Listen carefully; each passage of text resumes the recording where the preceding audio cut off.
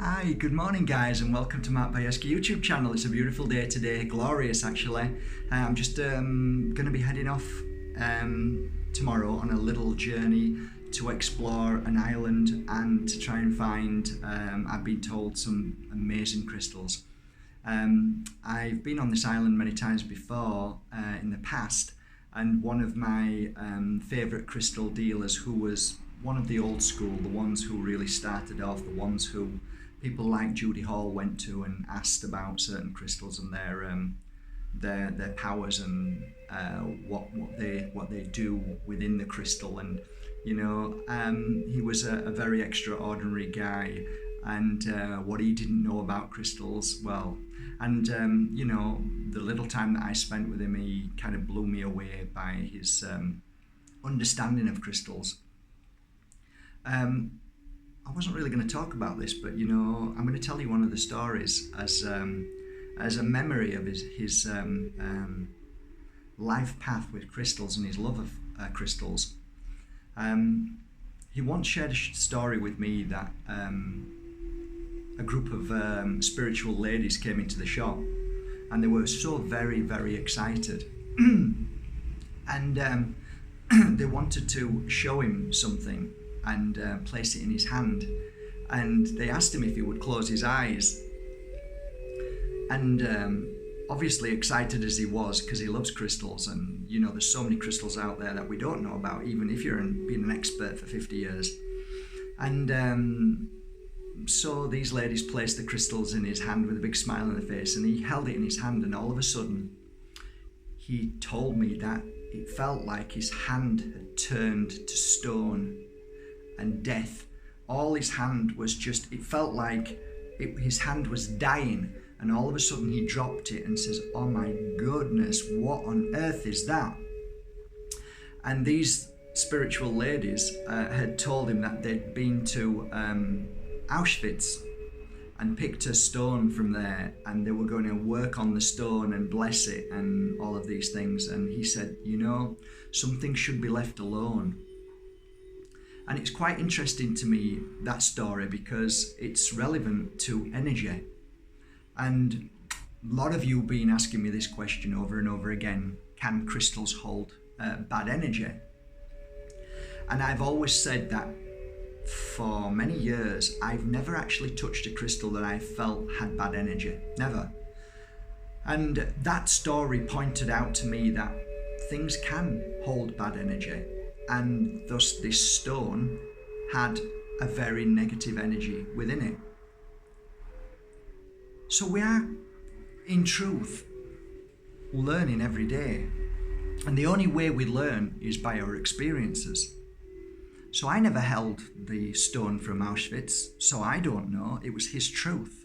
But all I know is my truth is that I've never touched a crystal belonging to people who other people claim are not very good and practice voodoo and witchcraft and all these things. And I was taught by one of my first mentors was a Wiccan high priestess. She'd studied voodoo and black magic, and she had plenty of crystals, and not one ever felt bad to me. So my experiences with crystals are very different. Now, of course, we're not talking about a crystal from Auschwitz. It's not a crystal, it's a stone. And this is why I often say to you, a crystal is very different, because a stone and water vibrate at different energies.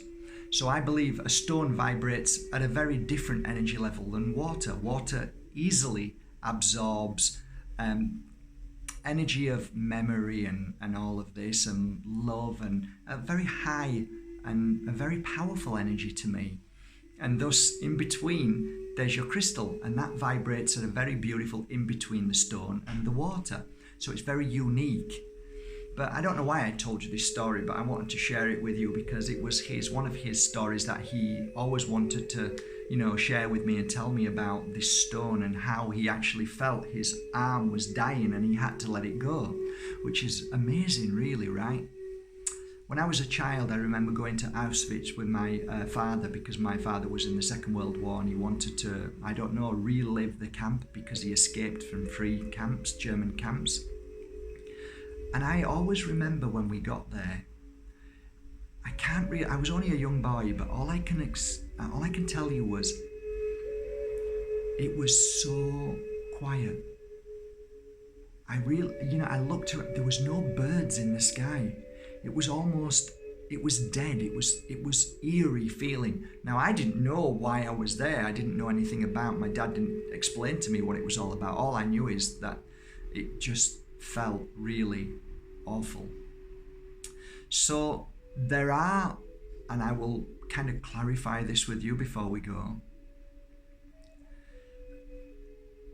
We all kick out an energy, all of us, whether that's positive, negative, light, dark, we all give out an energy, which means that we can all feel energy of other people's as well as our own, of course. So if we're in a bad mood, that is energy of a bad mood, which is a very low, dense energy, and that can snowball and make us feel worse. That's why I try and share with you to lift yourself up, because then you come up to a higher vibration, and then your whole body heals and you feel better.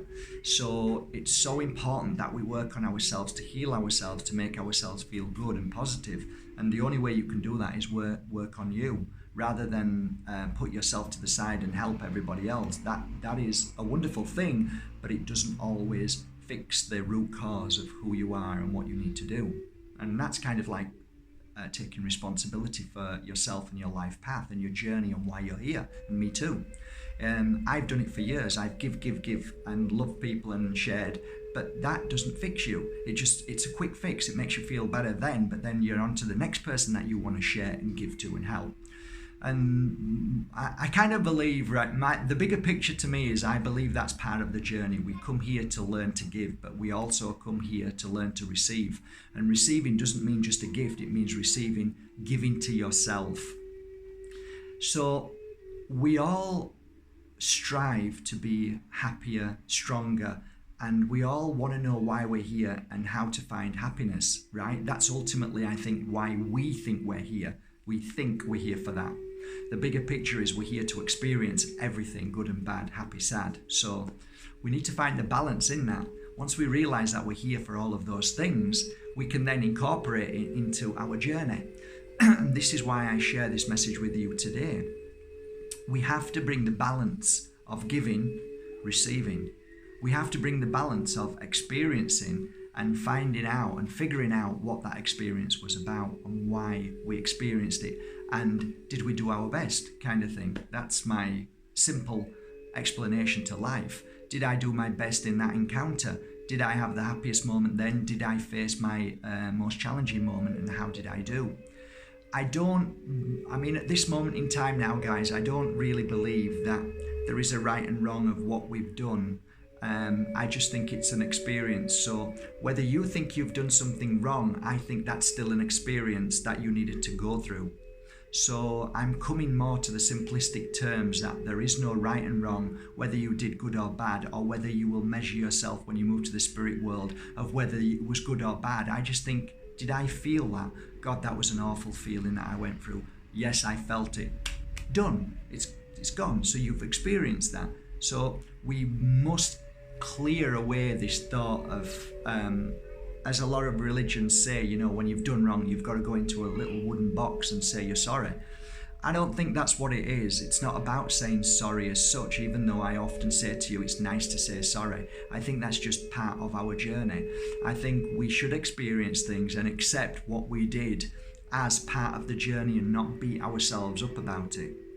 And as long as we accept what we did and how we felt it, and that we don't hurt people, and if we do, then we try to make amends to help heal that situation as well as ourselves, I think that's good. And from all your experiences of your families, they very often don't want to do that because they don't want to face the root cause of why.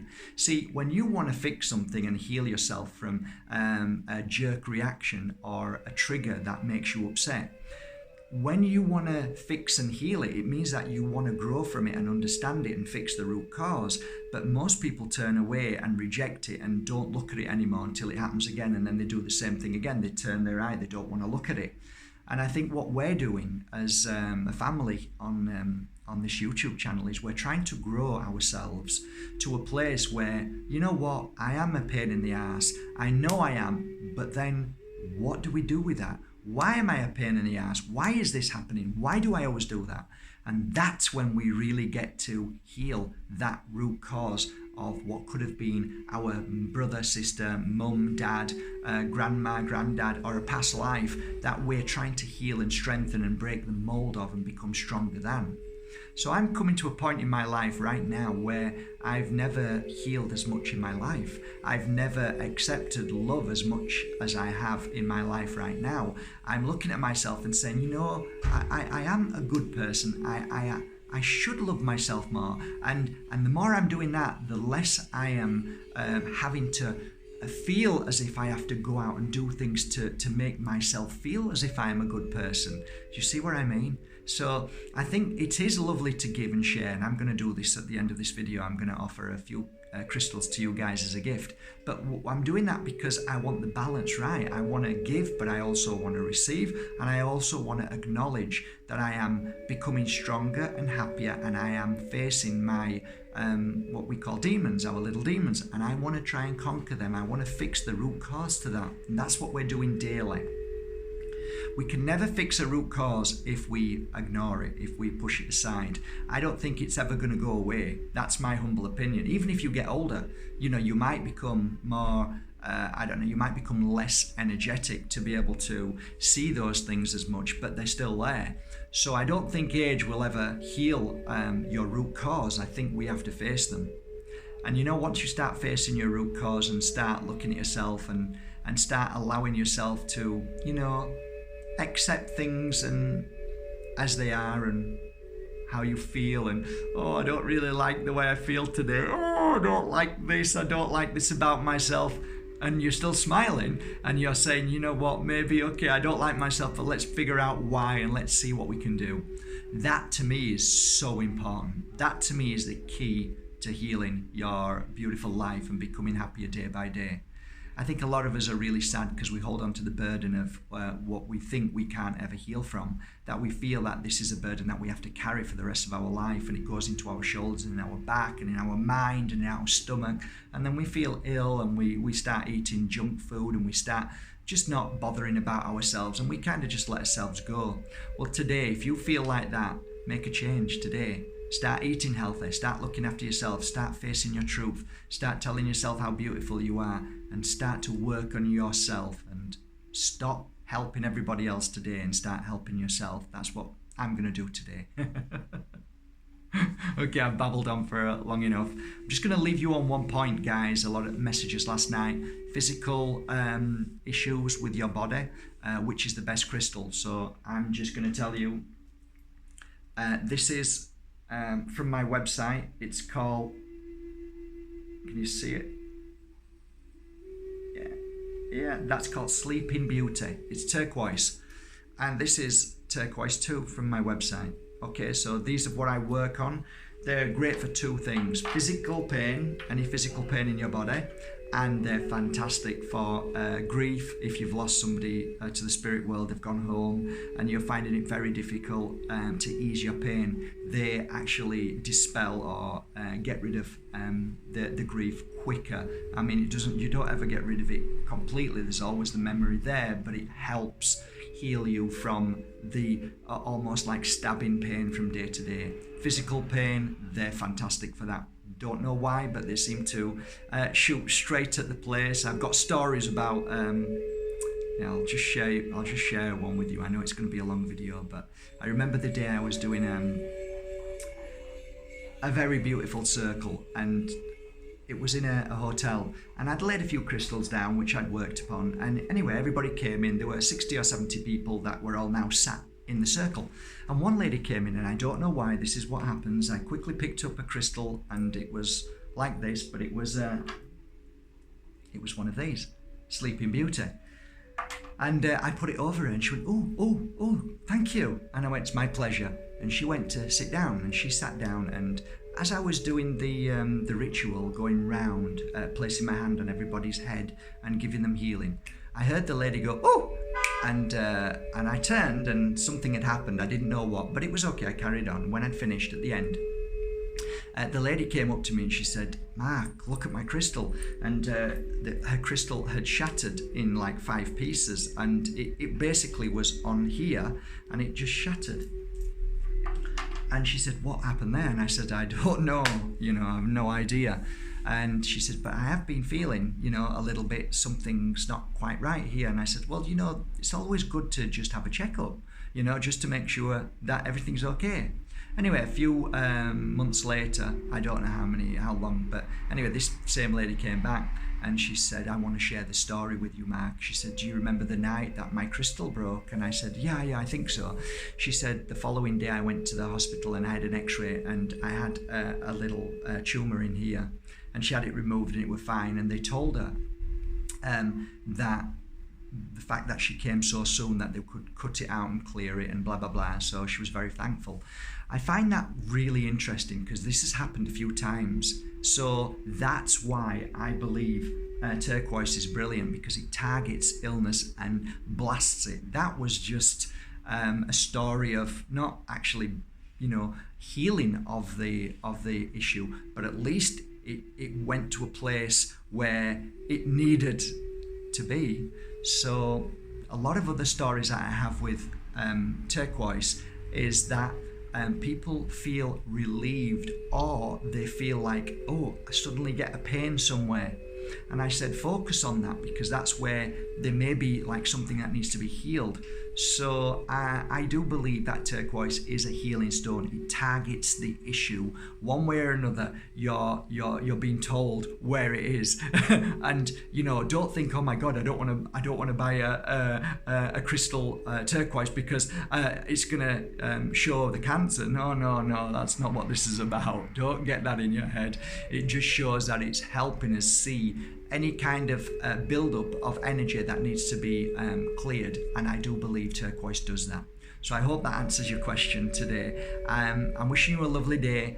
If one or two of you want to just write your full address down on this post, I'll scan down tomorrow and just use my intuition and pull one out and then send you a crystal from my heart to yours. I'll try and do that as often as I can. That's if you want. Okay, it's up to you. Okay, have a great day then. Love you all. Keep strong, keep happy, and thank you so much for always joining me every day. Take care.